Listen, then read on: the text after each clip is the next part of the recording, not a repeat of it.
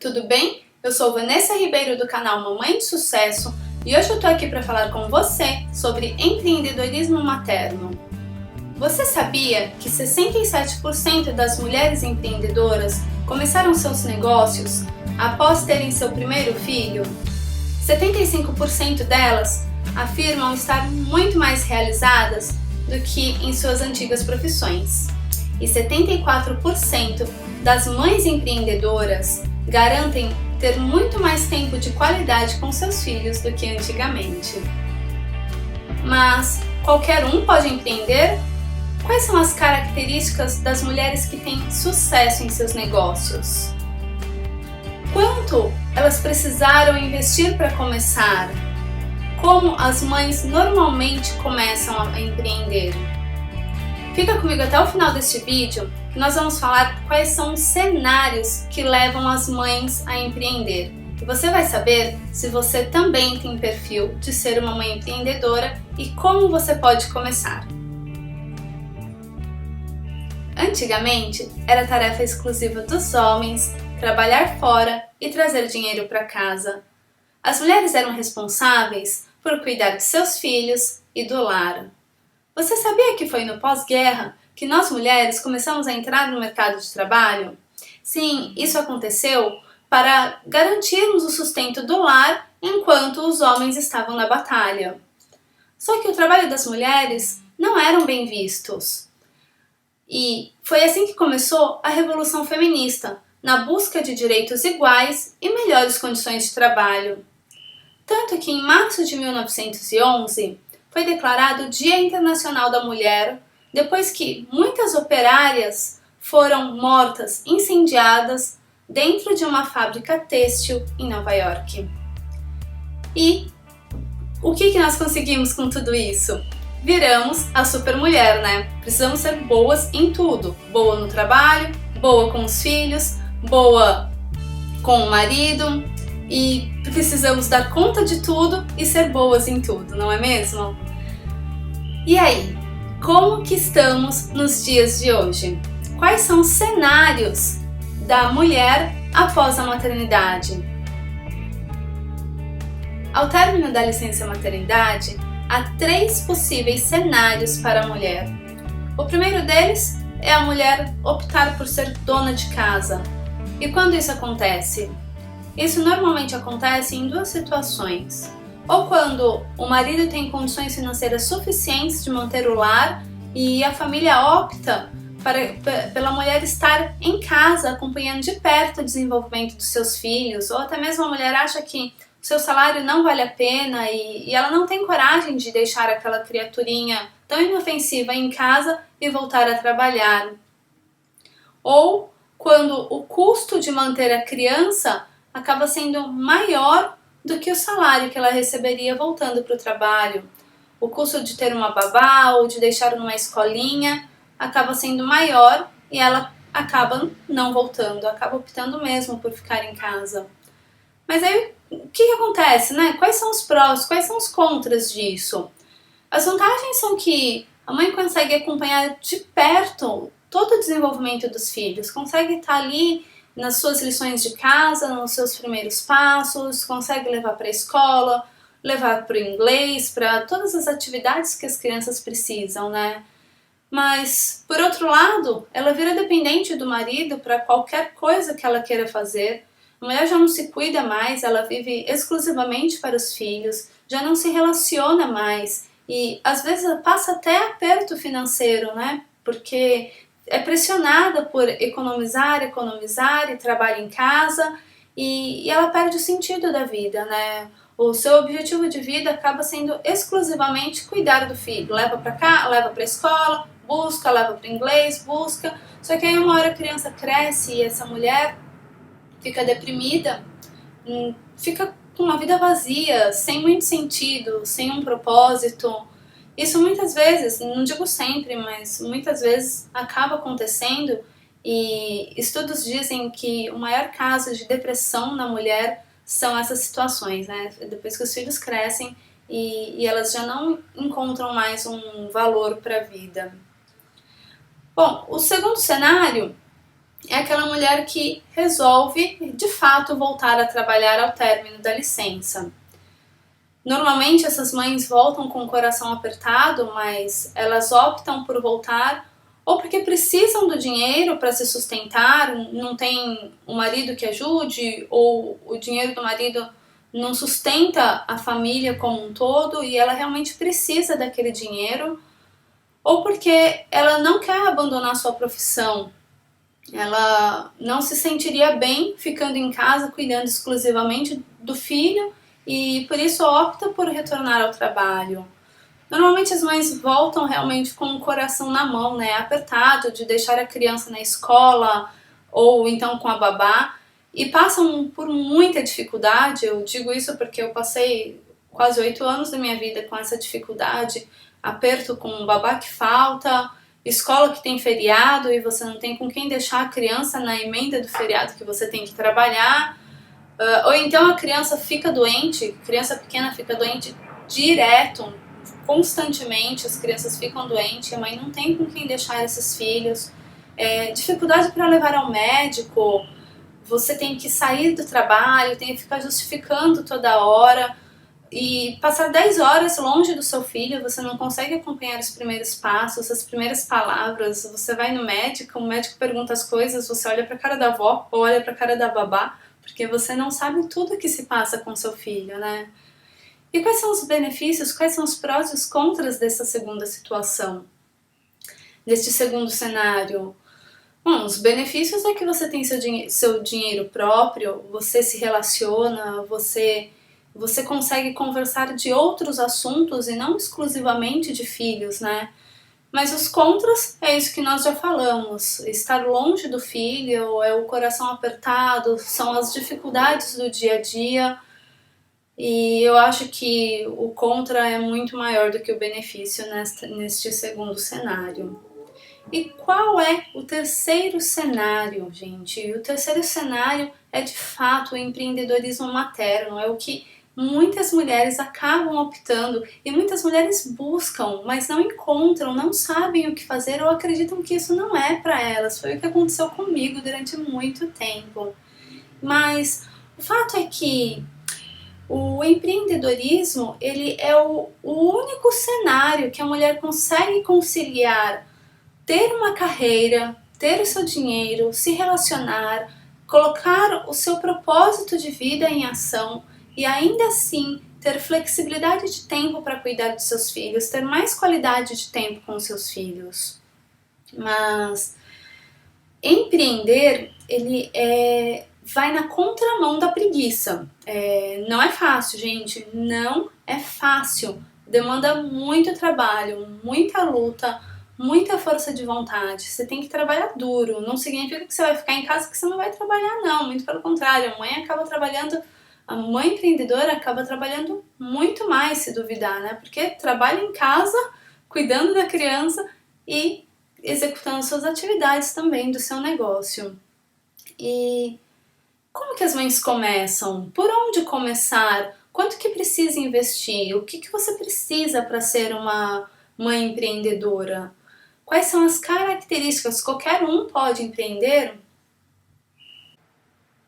Há muito pouco tempo atrás, quando eu pensava em empreendedorismo, eu me remetia a grandes empresários, um grande negócio, uma franquia do McDonald's. Eu logo pensava, eu não tenho dinheiro para isso não é para mim, né? Só que, gente, não é isso. Empreender é você identificar oportunidades e buscar recursos para transformá-las num negócio lucrativo. Por exemplo, a minha filha ela teve dificuldade de andar de bicicleta e eu estava grávida, né, quando eu estava tentando tirá-la da rodinha, então eu acabei adiando essa atividade e depois quando eu fui de novo levá-la no parque para fazê-la andar de bike, eu não conseguia, eu ficava assustada, ela ficava com medo, eu não conseguia passar segurança. E aí um rapaz do local onde eu alugava a bike me deu um cartãozinho de uma escola de bike, gente, eu não conhecia isso. Olha aí a oportunidade, se você é uma ciclista e você gosta de pedalar, você gosta de ensinar, você gostaria de ensinar uma criança ou até mesmo uma pessoa mais velha que nunca aprendeu a andar de bike, olha aí a oportunidade de ir num parque, entregar um cartão de visita e se transformar num professor de bike. Então é isso, gente, é identificar a oportunidade, buscar os recursos. O que seria o recurso? Neste caso, seria uma bicicleta, é o único recurso que você precisa. Lógico, você precisa de um cartão de visita, precisa aprender como divulgar o seu serviço, mas com isso em mãos, você já tem um negócio, você já é empreendedor. Esse final de semana eu estava no parque com a minha família e tinha lá o palhaço fazendo palhaçada e um monte de criança em volta, dando risada. Gente, olha o empreendedor ali. Depois, no meio da palhaçada, ele passou o chapéuzinho, olha, eu tô aqui para trazer alegria, gosto de ver o sorriso no rosto de vocês, ajudem o palhaço aqui. Então, gente, empreender é isso. Permita-se começar pequeno, você pode começar pequeno. E fazendo parceria com outras mães, conhecendo outras histórias, o que eu tenho percebido, e até uma reportagem, depois eu posso até deixar o link aqui na descrição para vocês, a reportagem mostra que a maior parte das mulheres que começam seu negócio próprio investiram menos que 5 mil reais e normalmente elas colocam um hobby, transformam um hobby em um negócio lucrativo. Poxa, pensa o que tem dentro de você, o que você gosta de fazer que você poderia transformar num negócio lucrativo. Mas então, quais são as características das mulheres que conseguem transformar o seu hobby num negócio lucrativo, das mães empreendedoras? O que você precisa ter para você também poder ser uma mãe empreendedora? O primeiro passo, eu diria que você tem que ter uma visão. Você tem que pensar em algo que você conseguiria transformar num negócio lucrativo. Eu vou te dar um exemplo. Talvez, se você já me conhece, já me acompanha há algum tempo, pode ser que você já tenha ouvido eu falar dessa história, mas para quem nunca ouviu, eu vou dizer novamente. Você já ouviu falar no Duolingo? O Duolingo, ele é um sistema que ajuda mais de 20 milhões de pessoas a falar inglês de graça. Ele foi desenvolvido pelo guatemalco, que fala, né, Luiz von Ha, eu acho que é o nome dele. E ele já era um milionário, mas o sonho dele sempre foi ensinar as pessoas de alguma forma. E aí ele criou esse sistema, e esse sistema ele é autossustentável, porque as pessoas, conforme vão evoluindo no seu curso, faz parte das suas técnicas, da técnica desse sistema de aprendizado, traduzir textos de empresas que pagam para ele. Ou seja, a empresa coloca o texto lá, o texto ele é usado para ser como exercícios para as pessoas que estão lá treinando. O sistema ele tem conhecimento suficiente, né, para corrigir, e esse texto é devolvido para as pessoas, para as empresas. Por isso que é um sistema autossustentável. Depois eu também posso deixar o link aqui embaixo para você saber um pouquinho mais dessa história e baixar aí no seu aplicativo, no seu iPad, o Duolingo e colocar em prática. Olha, eu vou te dizer que minha filha melhorou muito o inglês depois que ela começou a fazer o Duolingo. Então, você precisa ter uma visão, você precisa pensar o que eu poderia fazer, o que eu poderia devolver para o mundo que possa ser algo rentável. Muitas vezes as pessoas não conseguem identificar isso porque aquilo que a gente faz e que a gente ama fazer, é difícil a gente cobrar por isso, né? Mas você precisa ter um retorno lucrativo, senão você não consegue pagar suas contas. A gente tem vontade de falar, de ensinar, de fazer tudo de graça, mas você precisa ter um retorno lucrativo, um retorno financeiro, porque você não é milionário igual o Luiz von Ha, né? E senão você também poderia fazer assim como ele, ainda assim empreender, ajudando as pessoas e sem precisar de nenhum dinheiro de volta. Mas a visão seria o primeiro passo, e vou te dizer que tem muita coisa, muita oportunidade. Você pode criar um plano de ginástica para ajudar mulheres a fazer ginástica em casa. Se você é psicóloga, você pode criar algum programa de relacionamento que ensine as pessoas a se relacionarem melhor. E você com certeza tem algo que você precisa mostrar para o mundo, porque todo mundo tem um propósito nessa vida. Você não está aqui à toa só para passar o tempo. Você tem um propósito, você precisa mostrar para o mundo qual é o seu propósito, o que você pode oferecer de melhor para o mundo. O segundo fator é a coragem. Não adianta você ter visão se você não tem coragem de colocar essa visão em prática, porque sem ação, sem uma atitude, não adianta de nada você ter uma visão. Mas, gente, a coragem não é ausência de medo. Se você tiver medo, vai com medo mesmo, gente. Coragem, como diz o Nelson Mandela, é você triunfar mesmo com medo. É você ir atrás, fazer acontecer, mesmo tendo medo. E todo mundo sente medo, mas a gente tem que ter uma atitude, tem que ter uma ação, né? Eu sempre fui muito fã da Xuxa quando criança. A Xuxa marcou muito a minha infância. E eu lembro, acho que de quase todas as músicas que eu curtia na época, mas tem uma que me marcou muito e que sempre me faz ter fé e acreditar. É aquela música lá da Lua de Cristal, que ela diz assim: tudo que eu quiser, o cara lá de cima vai me dá toda a coragem que puder, que não me falte forças pra lutar. Bom, eu sou péssima cantando, mas enfim, era só pra conseguir lembrar um pouquinho da música lá da Lua de Cristal. Procura aí, se você é da minha época, você também vai lembrar. Mas presta atenção na letra, nas palavras, na mensagem que ela traz. Eu acho que meu bebezinho dele está chorando. Acho que é por isso que eu sempre fui muito fã da Xuxa e isso me marcou muito. Então, você precisa ter visão, precisa ter coragem para colocar a sua visão em prática e precisa ter competência. E o que é a competência? A competência, ela é uma intersecção do conhecimento, da atitude e da habilidade. O conhecimento seria assim: o que fazer? A atitude, eu quero fazer, eu vou fazer. E a habilidade, saber fazer. Então, vamos voltar lá ao nosso exemplo da professora de bicicleta da minha filha. O conhecimento, ela sabe andar de bicicleta, ela sabe ensinar uma criança a andar de bicicleta, então ela tem o conhecimento, né, para aquilo que ela está se propondo a fazer. A atitude, ela querer fazer. Eu quero colocar isso em prática, eu vou tentar, eu tenho coragem de ir lá e tentar fazer e criar o meu plano de treinamento para crianças ou para idosos andar de bicicleta. E aí ela tem que ter habilidade, ela tem que saber fazer, não adianta só ela ter o conhecimento e ter a atitude, ela precisa, de fato, saber como empreender isso, né? E se não souber, se faltar algo dentro da competência dela, ela tem que buscar quem saiba. Se ela sabe andar de bicicleta, mas não sabe ensinar uma criança, de repente ela precisa fazer uma parceria com uma psicóloga que possa orientá-la de que forma ela poderia ensinar uma criança a andar de bicicleta, né?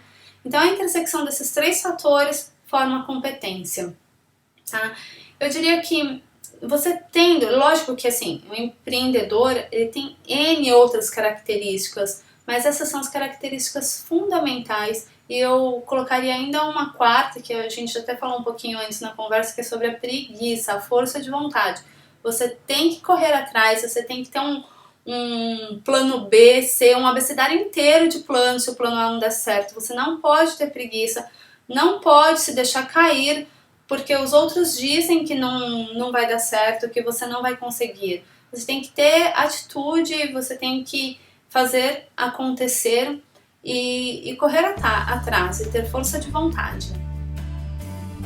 E para finalizar a nossa conversa, se você gostaria de estar no terceiro cenário e acredita que você tem um perfil empreendedor, mas ainda não tem uma ideia muito clara do que fazer, não tem ainda uma visão bem definida de qual é o seu propósito, do que você poderia empreender, eu vou deixar aqui gratuitamente para você um e-book com 10 dicas de negócios. Você pode, clica aqui nesse link que está aparecendo na tela, faça o download do e-book.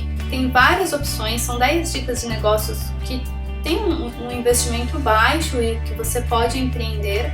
E como dica eu deixo para você o que eu faço hoje, né? O que eu me apaixonei, que é o empreendedorismo digital. No empreendedorismo digital você pode trabalhar como afiliada, promovendo produtos que você se identifica para um público com o qual você se identifica também. Ou você pode criar o seu próprio produto, o seu próprio negócio e ensinar, por exemplo, mães a fazerem roupas de boneca para os seus filhos.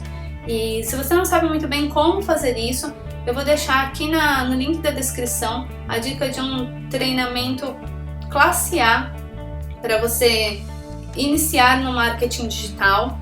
E se você tiver alguma dúvida, se esse treinamento é bom para você, de qual caminho seguir, de qualquer um dos itens que tenha lá no e-book, pode entrar em contato comigo. Vou deixar aqui na descrição também todos os meus contatos e aqui no link da tela também o caminho do meu site para você buscar mais informações. Então, se você gostou, dá um joinha aqui, inscreva-se no canal para ficar por dentro de mais dicas de como empreender e te vejo no próximo vídeo. Tchau, tchau!